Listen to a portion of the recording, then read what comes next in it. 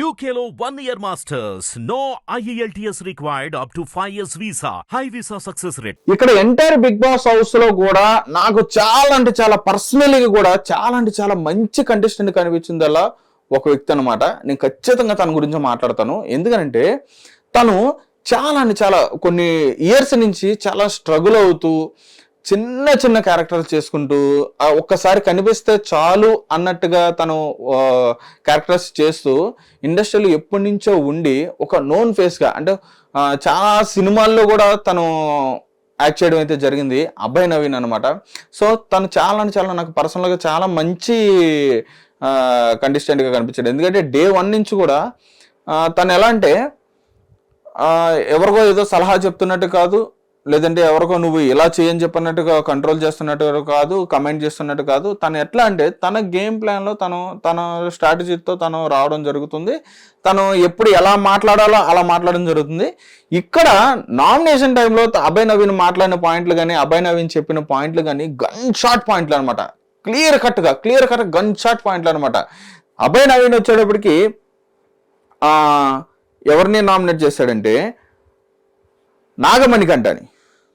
Right, ఇక నాగమణికంఠని Abhay Naveen nominate చేశాడు. Same time ఏంటంటే బేబక్కను కూడా తను నామినేట్ చేయడం జరిగిందనమాట. ఇక్కడ బేబక్కని అభయ్ నవీన్ని నామినేట్ చేసినప్పుడు నాకు అనిపించింది నాగమణికంఠ చాలా అంటే చాలా డిఫికల్ట్ క్యాండిడేట్ అనమాట.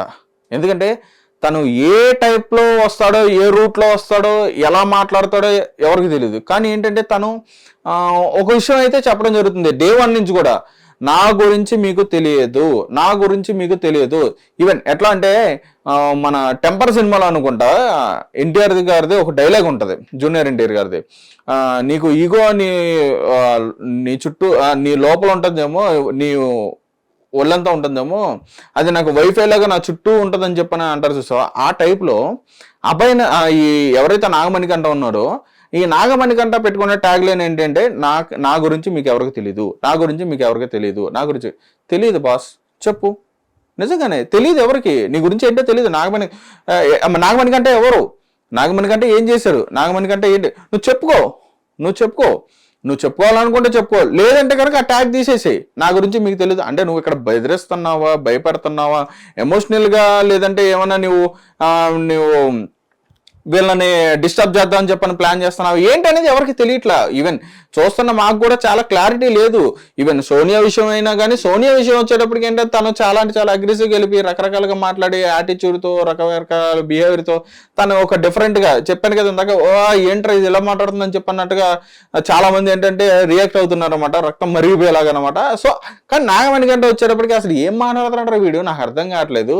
వీడు ఏం చెప్పాలనుకుంటున్నారా వాడికి అంటే ఇప్పుడు ఏదైనా సమస్య ఉందనుకో, ఇప్పుడు అక్కడ అడిగారు తప్పు, నువ్వేం తప్పు చేసావో చెప్పు, నీకేం తప్పు అనిపించిందో నువ్వు చెప్పన్నట్టుగా వాళ్ళిద్దరు నాకు నుంచోబెట్టినప్పుడు నువ్వేం చెప్పాలి, నువ్వు చేసిన తప్పు ఇది, నువ్వు ఇలా చేస్తుంటే బాగుండేది, లేకపోతే ఇలా చేయకుండా ఉంటే బాగుండేది, ఇట్లా నువ్వు నీ పాయింట్ ఆఫ్ వ్యూ నువ్వు చెప్పుంటే బాగుంటుంది. కానీ నువ్వు అక్కడ అది చెప్పట్లేదే, నువ్వు అది చెప్పట్లా. నాకు ఇది నచ్చలేదు,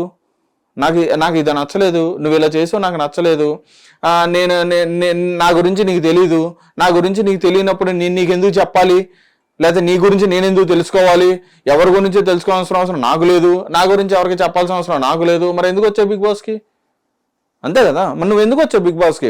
నువ్వేంటే నీ మైండ్ సెట్ ఎట్లా ఉంటుందో, నీ మెంటల్గా నువ్వు ఎట్లా ఉంటున్నావా, స్టేబుల్గా ఉంటున్నావా, లేదంటే ఎప్పుడు ఎలా చేంజ్ అవుతున్నావు ఏంటనేది గేమ్ ఆడడానికే కదా వచ్చింది బాస్. నువ్వు ఇక్కడికి గేమ్ ఆడడానికి వచ్చినప్పుడు ఖచ్చితంగా నువ్వు గేమ్ ఆడాలి, నువ్వు ఓపెన్ అప్ అవ్వాలి, నీలో ఉన్న ట్రాన్స్పరెంట్గా ఉండాలి. నువ్వు ఖచ్చితంగా ట్రాన్స్పరెంట్గా నువ్వు లోపల ఏముందా ఏంటనేది ట్రాన్స్పరెంట్గా తెలియాలి ప్రతి ఒక్కరికి. నువ్వు ఏంటనేది తెలిస్తేనే నీకు బయట అనేది ఓటింగ్ అనేది రావడం, నీకు పబ్లిక్లోనే ఒక రీచ్ అనేది రావడం అనేది జరుగుతుంది. నువ్వేంటనేది తెలియనప్పుడు ఎలా, నువ్వు నీకు నచ్చిన టైంలో చక్కగా ఉండి కరెక్ట్గా అరే ఇలా చేస్తే బాగుంటుందని చెప్పిన ఆడియన్స్కి అనిపించినప్పుడు నువ్వు అలా చేయకుండా వేరేలా చేసావు అనుకో చిరాకు అనిపిస్తుంది అనమాట. నీ మీద ఉన్న ఒపీనియన్ అనేది చేంజ్ అయిపోతుంది అనమాట. సో ఇప్పటికైతే నాగమణికంఠ మీద ఒపీనియన్ అయితే మాత్రం ఇంకా ఎవరికి క్లారిటీ లేదు, ఈవెన్ సోనియా మీద కూడా ఎవరికి క్లారిటీ లేదు. సో ఇక్కడ అభయ్ నవీన్ అయితే మాత్రం చూజ్ చేసుకోవడం నాకు చాలా అంటే చాలా బాగా నచ్చింది అనమాట. ఇక్కడ అభయ్ నవీన్ చూజ్ చేసుకుని నువ్వు చేస్తున్నది కరెక్ట్ కాదు, నువ్వు ఏదైనా పాయింట్ గురించి మాట్లాడుతున్నప్పుడు, ఏదైనా ఇష్యూ గురించి మాట్లాడుతున్నావో ఎంత స్పీడ్గా వచ్చేసి నెగిటివ్గా నువ్వు అగ్రెసివ్ చేస్తున్నావో, మరి అంత స్పీడ్గా అంత యాక్టివ్గా మిగతా టైంలో ఎందుకు ఉండట్లేదు? నువ్వు ఎందుకు ఉండట్లేదు? మిగతా టైంలో కూడా అట్లానే ఉండు. అంటే అభయ్ నవీన్ పాయింట్ ఆఫ్ వ్యూలో నువ్వు కూడా నీ గేమ్ ప్లాన్ యూజ్ చేసి నువ్వు కూడా అన్నిట్లో కూడా యాక్టివ్గా ఉండు. అంటే అలా ఉంటేనే కదా తెలుస్తుంది ఎవరికైనా. ఇప్పుడు అలా ఉంటేనే కదా ఇప్పుడు ఎవరు ఏం చేస్తున్నారు ఏంటనేది మనకు కానీ లేదంటే బయట వాళ్ళకి కానీ ఎవరికైనా తెలిసేది. ఇక్కడ ఫస్ట్ థింగ్ ఏంటంటే అభయ్ నవీన్ చెప్పిన పాయింట్లో చాలా చాలా మంచి మంచి పాయింట్లు ఉన్నాయన్నమాట.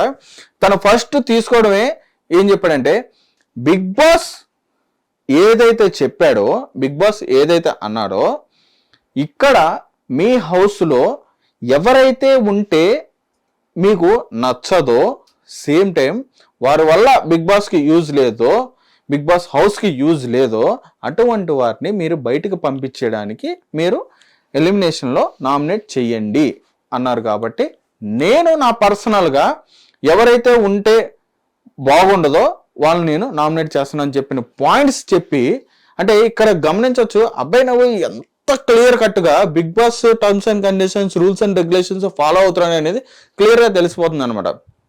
కరెక్ట్గా చెప్పి ఆ పాయింట్ని నామినేట్ చేయడం అనేది జరిగింది. ఇక్కడ నాగమణికంఠని నామినేట్ చేసిన తర్వాత నాగమణికంఠతో ఈ ఎమోషనల్కి సంబంధించింది ఏదైతే ఉందో, ఈ డ్రామా లైక్ అంటే ఇక్కడ జెన్యున్ గా ఒక విషయం గురించి మాట్లాడుకోవచ్చు. అంటే ఇప్పుడు నేను డ్రామా అన్నాను కదా, డ్రామా కాదు ఇది. ఒక ఏదైతే లైన్ ఉందో, ఈ ఎమోషనల్ సంబంధించిన ఈ స్టోరీ లైన్ ఏదైతే ఉందో ఆ విషయం పక్కన పెడితే, ఇక్కడ మెయిన్ గా అభయ్ నవీన్ చెప్పినప్పుడు మనవాడు ఎలా అయితే రియాక్ట్ అయ్యాడో, ఇప్పుడు మన నాగమణికంఠ ఏ విధంగా రియాక్ట్ అయ్యాడో కొన్ని పాయింట్స్ అయితే చెప్పాడు నాగమణికంఠ. తను ఎంత సఫర్ అయిపోయాడో ఏంటనేది ఈ పాయింట్స్ అయితే నేను తర్వాత చెప్తాను. కొంచెం ఇంకొక కంటెస్టెంట్ అయిన తర్వాత నేను చెప్తాను. అయితే నాగమణికంఠ మీద ఏంటంటే ఎమోషనల్గా తను రేస్ చేసిన పాయింట్స్ ఏవైతే ఉన్నాయో వాటికి కూడా అభయ్ నవీన్ రియాక్ట్ అయ్యాడనమాట. నువ్వు ఏ విధంగా అయితే ఎమోషనల్ అవుతున్నావో, నువ్వు ఏ విధంగా అయితే చెప్తున్నావో ఎవరికి సంబంధం లేదు. నువ్వు ఏంటనేది, నువ్వు బయట ఏంటో మాకు అనవసరం, నువ్వు బయట ఏం చేసావో మాకు అనవసరం, నువ్వు బయట ఏం ఫేస్ చేసావో నాకు అనవసరం. ఇక్కడ ఉన్న ప్రతి ఒక్కరికి కూడా ఒక్కొక్క లైఫ్ ఉంది, ప్రతి ఒక్కరికి కూడా సమస్యలు అనేవి ఉన్నాయి ఖచ్చితంగా. సో నువ్వు వాటి గురించి అనవసరం, నువ్వేంటో ఇక్కడికి వచ్చి నీ గేమ్ ఏంటో నువ్వు ఆడు, అంతకుమించి నాకు అవసరం లేదని చెప్పని డైరెక్ట్గా ఒక గన్ షాట్ పాయింట్ లాగా తను చెప్పడం జరిగింది. ఇక్కడ మనం ఇంకో పాయింట్ కూడా మాట్లాడుకోవాలి. ఇక్కడ నాగమణికంఠ ఫస్ట్ లో ఒక మాట అన్నాడు, నేను గుర్తుపెట్టుకుంటా మీ అందరినీ అని చెప్పానండి. అంటే ఎందుకని ఈ మాట అన్నాం అనే పాయింట్ కూడా అభయ్ నవీన్ రైజ్ చేయడం అయితే జరిగింది. దానికి సంబంధించి డిఫెండ్ అయితే మాత్రం నాగమణికంఠ చేసుకోవడం జరిగింది. ఎందుకనంటే లేదు ఇక్కడ జరిగిన ఇష్యూ వల్ల లేదంటే నన్ను ఏ విధంగా మీరు థింక్ చేస్తున్నారో దాని గురించి నేను చెప్పడం జరిగింది అంతే. అంటే నాకు ఏదైనా పాయింట్ దొరికినప్పుడు నేను అప్పుడు మిమ్మల్ని డిఫెండ్ చేయడానికి నేను ప్రిపేర్ అవుతాను అన్నట్టుగా నేను గుర్తుపెట్టుకుంటానని చెప్పని అన్నాను. కానీ అంతమించి నా పర్సనల్గా ఎవరి మీద ఎవరో ఏమీ లేదని చెప్పని తను చెప్పడం జరిగింది. దానికి ఓకే, అక్కడతో రైట్ బాగానే ఉంది. హిట్ టీవీ యాప్ ని డౌన్లోడ్ చేసుకోండి. ఇందులో short news, live news, entertainment movies అన్ని అవైలబుల్ గా ఉన్నాయి. Please download Hit TV app. Hit TV app. Hit TV యాప్ని ఫ్రీగా డౌన్లోడ్ చేసుకోండి.